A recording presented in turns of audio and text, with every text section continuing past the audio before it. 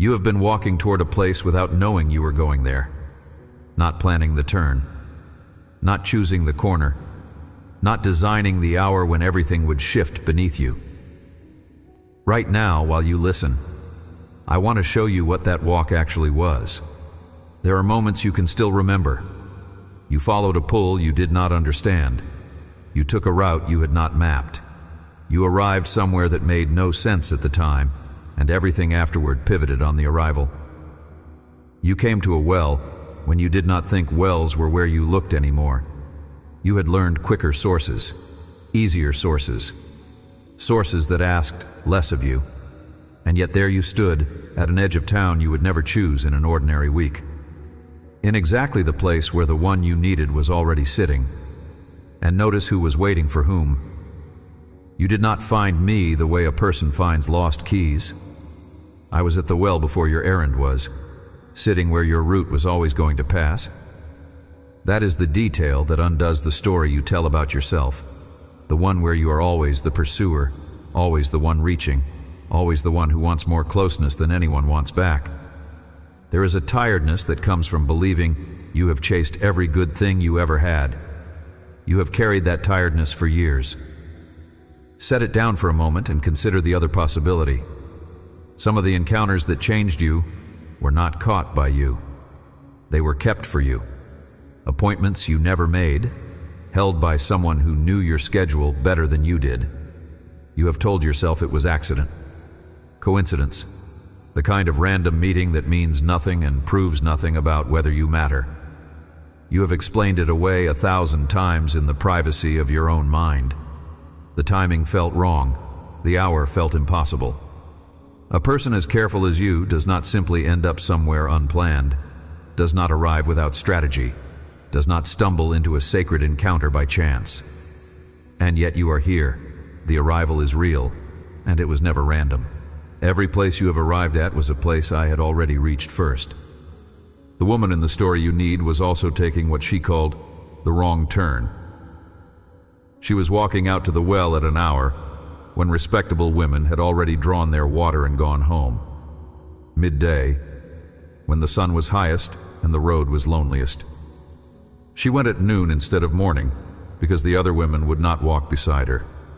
She had made a small, private decision somewhere along the way. Better to belong to no one than to be openly despised by everyone she passed. So she timed her thirst around other people's contempt. You know something about that kind of scheduling. You have done your own version of it. The grocery run at the hour when nobody from the old life shops. The service you slip into after the singing starts, and out of before the greeting time. The gathering you skip, not because you were not invited, but because someone who knew the earlier chapters of you might be there. The message you answered 2 days late, on purpose, so the conversation cannot gather enough momentum to go anywhere real. You have a whole quiet choreography built around not being seen by the people most likely to actually see you. You call it being private. You call it protecting your peace. Look at it honestly, just once, and you will recognize it for what it is. A noon walk to a well. Armor, worn so long it has started to feel like skin. And think about what noon means in that country. The 1 hour nobody chooses. The sun straight overhead. No shade on the road. The hour proves the avoidance. Nobody carries a heavy jar through the worst heat of the day unless the heat is easier to face than the people. So mark this. The meeting did not happen despite her worst hour. It happened inside it. Not at the respectable morning well time, surrounded by community. At the exposed, sweating, nobody should be out now hour that her shame had chosen for her. You keep assuming I schedule my visits for your composed seasons, for after the mess is managed. The record says otherwise. The record says I sit down on purpose in the exact hour you picked because you thought no one would be there. The well itself was ancient, dug centuries before she was born by determined hands, in ground that had no obligation to yield water at all. That is the kind of well that gets dug not because a place deserves it, but because a person decides, I will find water here. This is where I will drink. And it was deep, famously deep. The kind of depth you cannot reach by wanting to. You need a rope, a jar, a bucket, equipment, effort, a plan. Remember that detail. It is going to matter in a moment. When she arrived that day, a stranger was sitting on the well. A traveler, resting in a region his people usually walked around rather than through. And what happened next was not on her itinerary. He asked her for a drink, a simple request. He did not announce himself. He did not open with what he had come to offer. He asked her for something first. Hold on to that, because it is how I often find you, not at the moment you were ready to receive. At the moment you were busy with something else entirely. Busy with the errand. Busy with the routine you could do half asleep. The encounters that change everything rarely knock first. They interrupt. She pushed back. A Jewish man did not ask a Samaritan woman for anything. Not by law exactly. By something older than law. A rule written into both their bones by generations of people who preferred not to see each other. But he had asked her directly. Addressed her as though her answer mattered. As though what she did or did not do was significant enough to be questioned. So she answered, "Why would you ask me for this?" She did not say yes. She did not say no. She named plainly the thing that made no sense about the moment. And in the naming, something had already shifted between them. Something that could not be shifted back. He told her that if she knew who was asking, she would have asked him instead, and he would have given her living water. And here is the part of her answer that gets skipped, the part I want you to hear slowly. She looked at this stranger, sitting on a well she knew to be deep, and she raised the obvious, practical, unanswerable objection. "Sir, you have nothing to draw with and the well is deep. Where would you even get this water?" She was not being rude. She was being right. He had no rope, no jar, no bucket. By every rule of wells she had ever learned, the man was making an offer he had no equipment to keep. You have raised the same objection. Maybe not at a well, at a hospital bed, at a bank balance, at the ruins of a relationship you could not repair with any tool you owned. You looked at what was being promised to you and you measured it against the visible equipment, and the equipment was not there. So you filed the promise under wishful thinking, but her objection only made sense for the kind of water that lives at the bottom of a shaft. He was not offering her that kind. The source he carried did not need a rope, because it did not run through the machinery her thirst had always depended on. That is the whole difference between what you keep drawing and what I keep offering. One requires your equipment. The other requires only your yes. And you know the daily version of her well, even if you have never called it that. It is wherever you go first when the thirst wakes up. The screen you reach for before your eyes are fully open. The person whose approval you check the way she checked the water level. The small ritual that takes the edge off the ache for an hour. Then the hour ends, and you are walking the same road again. Nobody stands at that kind of well on purpose because they love the walk. They stand there because the walk is familiar, and the disappointment is familiar, and familiar disappointment feels safer than unfamiliar hope. I am not shaming the bucket. I am only asking you to notice how many years of your life have gone into round trips. Then came the sentence a forbidden region had been crossed to say, "But whosoever drinketh of the water that I shall give him shall never thirst, but the water that I shall give him shall be in him a well of water, springing up into everlasting life." John 4:13-14. There was no transaction in it. Not "I give this, if you do that." The offer just sat there between them. Hers to take or to leave. Everyone who drinks from this well will be thirsty again. That was the first half. On the surface, water. Underneath, both of them knew, more than water. A thirst no bucket in town could reach. A woman who had arranged her whole life around not being wanted. And an offer with no conditions stapled to it. She asked him for it. And what is astonishing is not that she asked. It is when she asked. Before she had finished wrestling with what he meant, still confused, still unconvinced, still caught between the old rule that said, "Do not trust this," and the new thing rising in her that said something here is true. She did not wait for clarity. She did not wait for the fear to lift. She said, "Give me this water." She meant it before she understood it. Some truths reach you first as a thirst, and only later as a thought you can put into words. Then he told her to go call her husband. A strange turn, and they both knew why. 5 husbands. And the man she lived with now was not one. He was not cornering her the way a judge corners. He was not naming it to shame her. He was showing her something. You have been known this entire conversation, known in your history, known in the exact places you assumed disqualified you. And the conversation did not end when the knowing surfaced. He was saying, without saying it, "I have seen the whole of your story, and I am still sitting here. There is no threshold you must pass first. You are not left outside until you arrange yourself into something respectable. The meeting is happening now, exactly as you are. There is a particular hunger that settles in when you have decided that being fully known is the one thing that would finally make you unlovable. You have built a system around that belief, brick by brick. The less you reveal, the longer you get to stay wanted, on borrowed terms. You show people the parts that read well. You hide the parts that would require them to love the whole story underneath. You arrange yourself into something smaller and more portable than what is actually inside you. You call it self-protection. In the quiet, honest moments, you know its real name. Starvation. You are thirsty for the kind of knowing that sees all the way through, and you have spent years making sure it never happens. Maybe you moved once, far enough that nobody in the new place knows the old story. You built the new life carefully, edited from the first day, and it worked. People liked the version of you they were given, which is exactly the problem. Every kindness they offer lands an inch short of you because it is addressed to someone slightly different. You have been loved in the third person for years, well spoken of, well thought of, and never once fully met.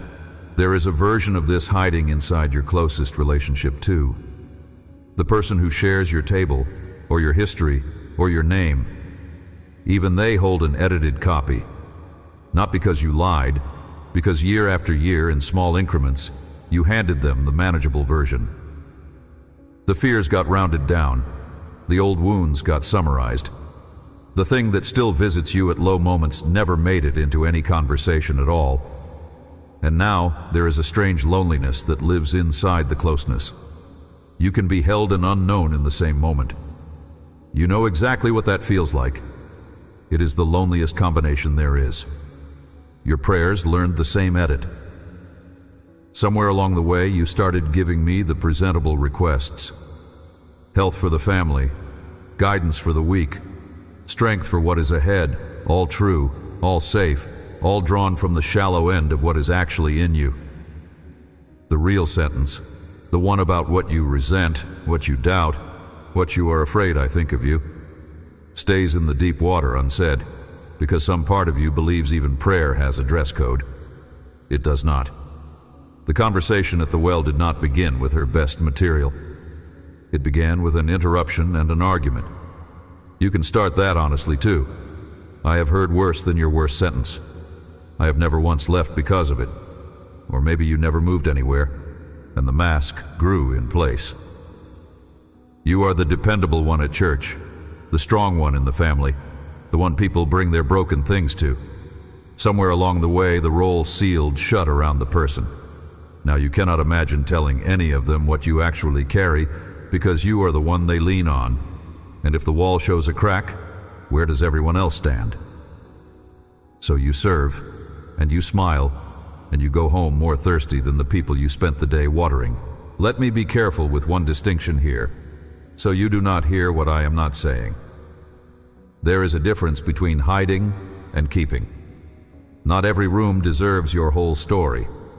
Not every person has earned the deep water and discernment about who gets what is wisdom, not fear. Guarding your story from someone who bruised it before is not the sickness I am naming. The sickness is when the guard never comes off for anyone. When the door has no key at all, only a wall painted to look like one. When even the safest person in your life, even the quietest prayer of your day, still gets the edited copy. You were built with rooms. You were not built to live sealed. There was also a night you almost said it. You remember which one. The conversation had gone deeper than usual, in a parked car or across a kitchen table after everyone else had gone, and the real thing rose all the way up to the back of your teeth. You could feel the sentence assembled and ready, and at the last second you reached for a smaller confession instead, offered a lesser secret as a decoy. The moment passed. The other person never knew how close they came to meeting you. You drove home half relieved and half grieving, and you could not have said which half was telling the truth. That fear is not foolish. It has roots you can point to. There was a time you let someone see you, let the mask down long enough to believe it might be safe, and they left anyway. Or looked at you differently afterward, or kept what they saw and used it later, when things were breaking and you were at your weakest. Maybe you told your real story once, and the room went quiet in the wrong way. Maybe you showed your fear inside a marriage and watched it become evidence. You learned the lesson clearly. Being known is a risk you cannot afford, and you have been drinking from shallow wells ever since. Not because they satisfy, because their failure is predictable. The shallow well never surprises you. It never leaves, because it was never really with you. It never judges the woman who came back 5 times, looking for what she already knew was not there. Maybe for you the shallow well is a person who only wants the edited version of you. Maybe it is the scrolling that numbs the thirst without touching it. Maybe it is the work you pour yourself into because being impressive feels almost like being loved, from a distance in the right light. None of those are evil. They are buckets. And every bucket has the same flaw. You have to keep coming back, tomorrow, and the day after. The thirst always outlives the drink. Now, plainly without decoration, hear what I know. I know the parts of you that you have decided make you finally unlovable. I know the failures you agreed to carry silently for the rest of your life. I know the season where you made the worst available choice and then the next one and the one after that, until you were sure there was no road back to solid ground. I know the impulse that returns when you are tired. The one that says, give up on being wanted because then at least you cannot be surprised when you end up alone. I know all of it. And the knowing does not move me one step away from your well. The knowing is why I came. You have been believing a lie about how seeing and loving work together. The lie says being fully known kills love. You have watched it happen. Relationships that ended the moment truth got too close. Warmth that hardened when the hidden thing surfaced. But what you watched die in those rooms was not love built on knowing. It was love built on performance. And performance cannot survive disclosure because disclosure was never in its design. A love built on being half seen collapses when the hidden parts start to matter. A love built on being entirely seen has nothing left to be surprised by, nothing to discover later and regret, nothing to take back. That is the only ground where love stops flinching.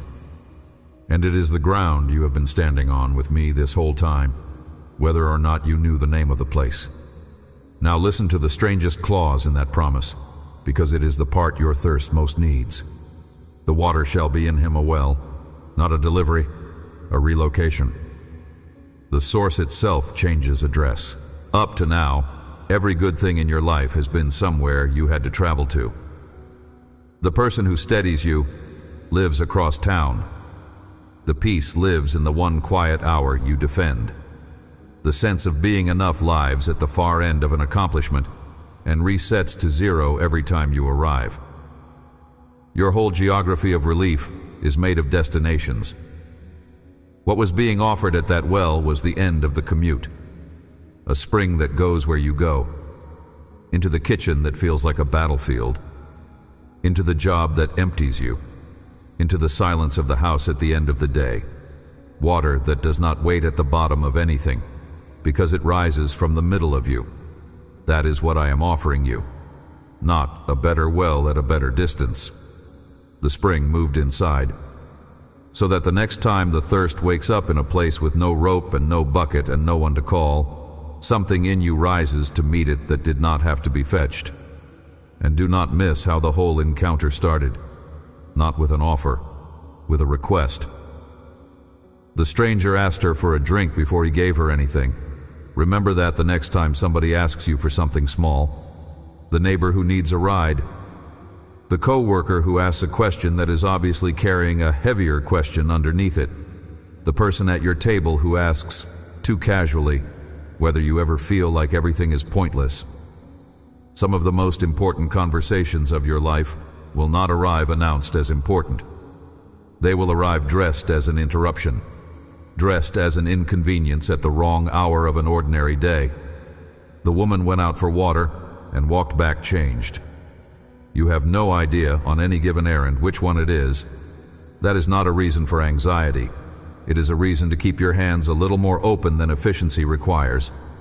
Cup your hands now, both of them, the way you would at a spring. Loose, open, the shape a person makes when they intend to drink, not to carry. Look at them a moment. Breathe in slowly while you hold the shape, and let the breath out even slower. Every bucket you have ever hauled needed a handle and a rope and a return trip. This shape needs nothing. It only receives. Hold it a few seconds longer than feels natural. That shape is the whole posture I have been asking of you. Not climbing down the shaft, not earning the water. Hands open, close to the source, letting it come to you. She left her bucket at the well. The record says it plainly. She went back to town and the water jar stayed behind. The one piece of equipment she had carried out at noon, the tool of all those years of thirst, abandoned next to the deepest well in the region. She did not need it for what she was carrying now, and she told the very people she had been avoiding, "Come see a man who told me all things that ever I did. Is not this the Christ?" Notice what her proof was. Not, he impressed me. Not, he explained everything, simply. He knew me, all of it. And he stayed. That is how a changed person talks. Not asserting what they learned, confessing what they were seen through, and what did not leave.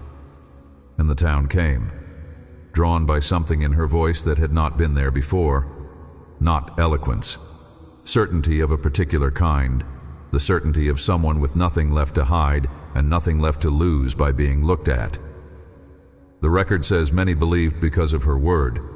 The woman who timed her errands around contempt became the reason her whole town walked out to the well. I do not waste a story, not even the parts you are most ashamed of, especially not those. The very history she thought disqualified her became the credential that made her believable. Nobody argues with "he knew me and stayed."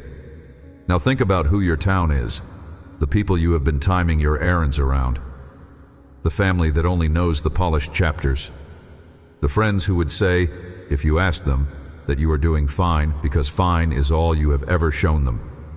This is not an assignment to stand up somewhere and empty your history into a room. Her testimony was 7 words and an invitation. That is all it took.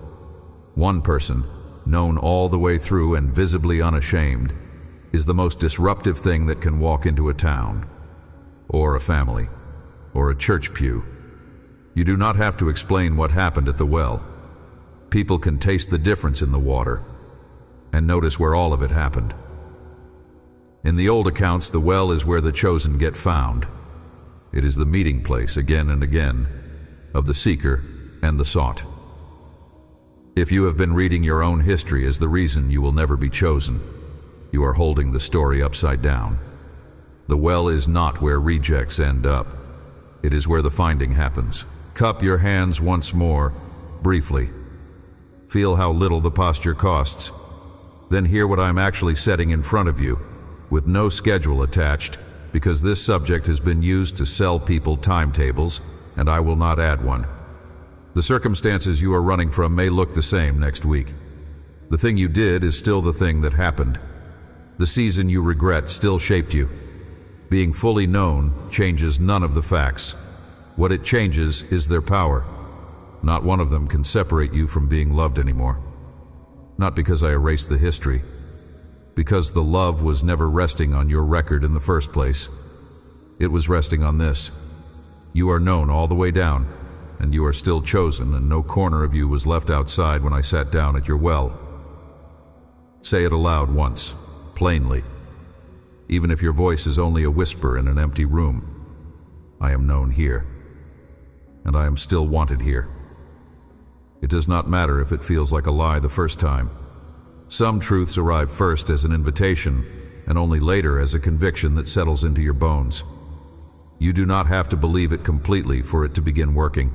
You only have to say it once and let it sit in the quiet between you and the one who crossed a region people avoid to reach one woman at one well at the wrong hour of the day. Tomorrow, the thirst will wake up again. I am not going to pretend otherwise.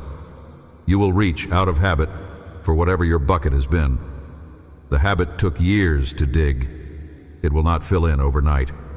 When it happens, you do not need to panic, and you do not need another round of shame about the reaching. You only need to remember where the spring lives now. Pause with your hand on the old rope and say the one thing she learned at noon. I do not have to make this trip anymore. Some days you will make the trip anyway.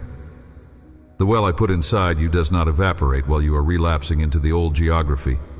It waits, it rises. It is still there when you get back, and measure the change by the right yardstick. Not by whether you ever feel thirsty again, you will. By what the thirst does next. The old pattern sent you to the same empty places on schedule and sent you home ashamed on the same schedule. The new one is quieter. The thirst comes, and somewhere in you a question forms before the old rope is even in your hand. What am I actually thirsty for right now? Some days the honest answer is rest. Some days it is a person and the courage to be real with them. Some days it is me, and nothing else was ever going to reach it. Learning to read your own thirst is not a small skill. It is the difference between a life spent hauling and a life spent drinking. The spring will not always feel like much. Be told that now, so the quiet days do not frighten you. Some days it will be unmistakable, a steadiness under your feet in a moment that should have knocked you over. Other days it will be so subtle you will wonder if it is there at all. A slightly longer patience than you used to have. A sentence of honesty that comes out of you before the old fear can stop it. The absence of a round trip you would once have made without thinking. Springs are like that. They do not roar. Rivers roar. A spring simply does not stop. Its argument is not volume. Its argument is that it is still flowing in August, when every impressive thing that roared in spring has gone dry. I've watched you do her arithmetic. What is too much to reveal? What might scare someone away for good? What has to stay in the dark so it cannot be used later? And I am telling you, as plainly as I can, that math is finished here. You're standing at a well in the middle of the day in plain sight, and the one sitting on its edge already knows every piece of the story you rehearse hiding. The knowing is not the prelude to leaving. The knowing is the invitation. The bucket can stay where you drop it. The spring does not run dry, and it does not run through your equipment, and it is closer now than your own heartbeat. Drink. You are safe here. You are always going to be safe here. Amen.